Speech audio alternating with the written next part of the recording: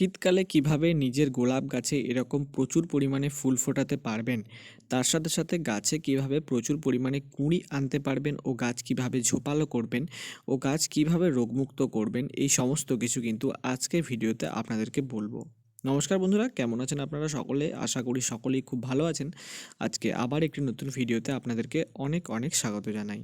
বন্ধুরা, শীতকাল মানে হচ্ছে গোলাপের মরশুম, আর এই সময় কিন্তু আমাদের প্রত্যেকের বাড়িতেই গোলাপ গাছ থাকেই থাকে। সেই গোলাপ গাছের মধ্যে আমরা কিভাবে প্রচুর পরিমাণে ফুল পেতে পারবো, কিভাবে যত্ন করলে গাছে ফুলের সংখ্যা বৃদ্ধি পাবে ও গাছের স্বাস্থ্য ভালো থাকবে, সেই সমস্ত কিছু বিষয়ে কিন্তু আজকের ভিডিওতে বিস্তারিত আলোচনা করব। ভিডিওটি অবশ্যই শেষ পর্যন্ত দেখবেন, তাহলে কিন্তু আপনারা সমস্ত ব্যাপারটা ভালোভাবে বুঝতে পারবেন।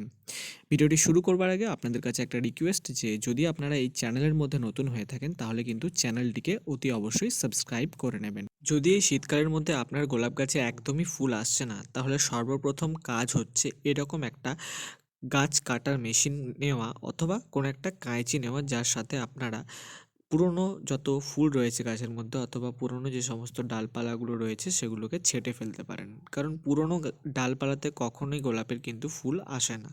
তাই যত রকমের পুরনো ডালপালা, পাতা, ফুল রয়েছে গাছের মধ্যে সেগুলোকে কিন্তু আপনারা প্রথমে ছেঁটে ফেলবেন। আমার এই গাছগুলোতে যত পুরনো ডালপালা, পাতা, শুকনো ফুল ছিল সেগুলিকে কিন্তু আমি সম্পূর্ণরূপে ছেঁটে ফেলে দিয়েছি। 2 নাম্বার হচ্ছে গাছের প্লেসমেন্ট, অর্থাৎ আমরা গাছকে কোথায় রাখবো।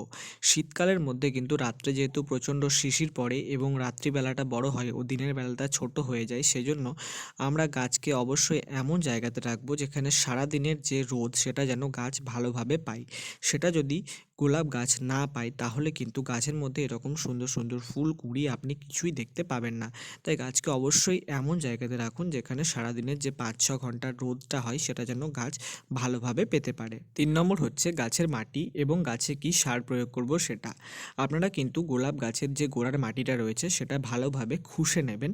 মাটি খুসে নিলে কি হবে, মাটি আলগা হয়, এর ফলে মাটির মধ্যে বাতাসের চলাচল ভালো হয় ও মাটির মধ্যে অক্সিজেনের সাপ্লাইটাও ভালো হয়, যার সাথে কিন্তু গাছের গোড়ার যে ছোট ছোট মূলগুলো থাকে যেগুলো খাদ্য শোষণ করে, সেগুলো খুব ভালোভাবে যে খাবারটা আপনি গাছে দেবেন সেটা শোষণ করতে পারবে।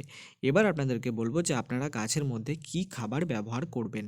আজকে আমি আপনাদেরকে একটা রাসায়নিক সারের কথা বলবো। এরপরে যে ভিডিওটা বানাবো গোলাপ গাছ নিয়ে, সেখানে কিন্তু ঘরের তৈরি জৈব সার সম্পর্কে জানাবো। আজকে রাসায়নিক সারের ভিডিওটা দেখাচ্ছি তার কারণ কিন্তু আপনারা কখনোই একটা সার রেগুলারলি গাছের গোড়ায় ব্যবহার করবেন না। অল্টারনেট করে কখনো জৈব সার কখনো রাসায়নিক সার এরকমভাবে গাছে ব্যবহার করবেন।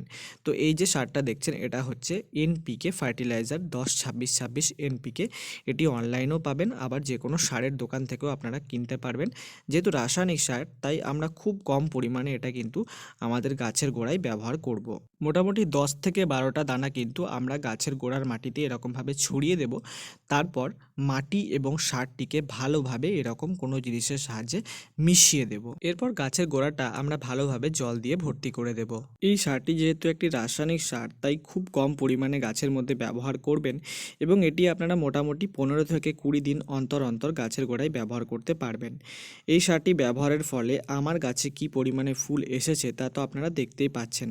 তাই আপনাদের যদি এই শীতকালের মধ্যে গোলাপ গাছে প্রচুর পরিমাণে ফুল পেতে চান এবং বিভিন্নভাবে চেষ্টা করার পরেও ফুল আসছে না, তাহলে যে যত্নগুলো বললাম সেগুলো ফলো করুন এবং তার সাথে সাথে কিন্তু আপনারা গাছে যে সারটি ব্যবহারের কথা বললাম সেটাও কিন্তু ব্যবহার করুন, তাহলে কিন্তু খুব ভালো উপকার আপনারা পাবেন। আজকের ভিডিওটা যদি আপনাদের ভালো লেগে থাকে তাহলে কিন্তু ভিডিওটাকে অবশ্যই একটা লাইক করে দেবেন। চ্যানেলের মধ্যে নতুন হয়ে থাকে চ্যানেলটাকেও কিন্তু একটু সাবস্ক্রাইব করে নেবেন। আর আজকের ভিডিওটা এখানেই শেষ করছি। দেখা হচ্ছে অন্য একটি গাছ সম্পর্কিত ভিডিও নিয়ে। আপনারা সবাই খুব ভালো থাকুন আর নিজেদের গাছের যত্ন করতে থাকুন।